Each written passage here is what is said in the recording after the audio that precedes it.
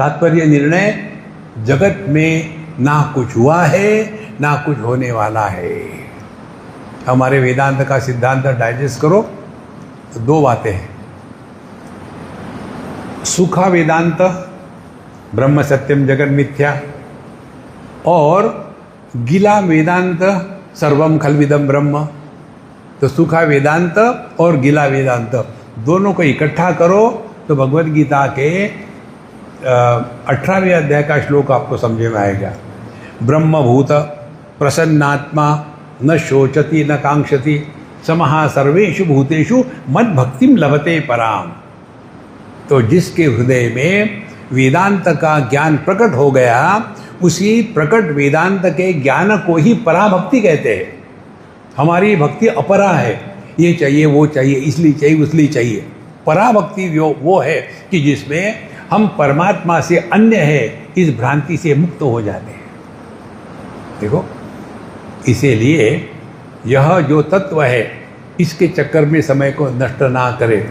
ऐसा क्यों, ऐसा, ये ऐसा ही होता है। सबसे अपने मन को हटाओ और यह अभ्यास करो।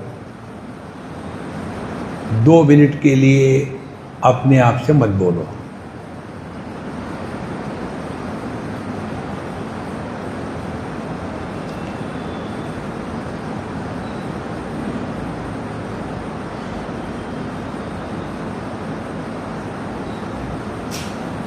यदि आप 2 मिनट अपने आप से बोले बगैर रहे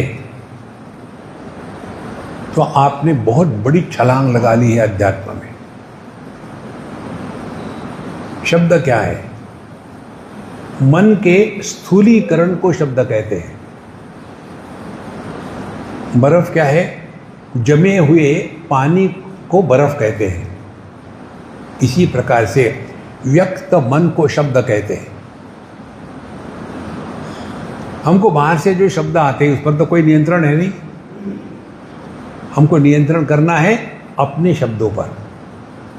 अपने आप से बोलना बंद करो।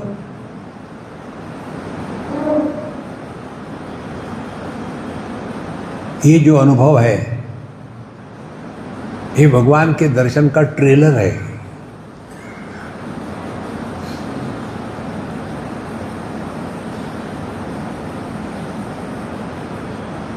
आप सो नहीं रहे, फैन की आवाज़ सुन रहे हो, लाइट देख रहे हो, लोगों को देख रहे हो, लेकिन कोई कमेंट नहीं।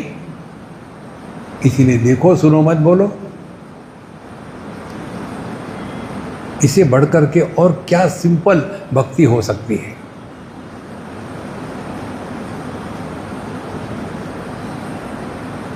इसलिए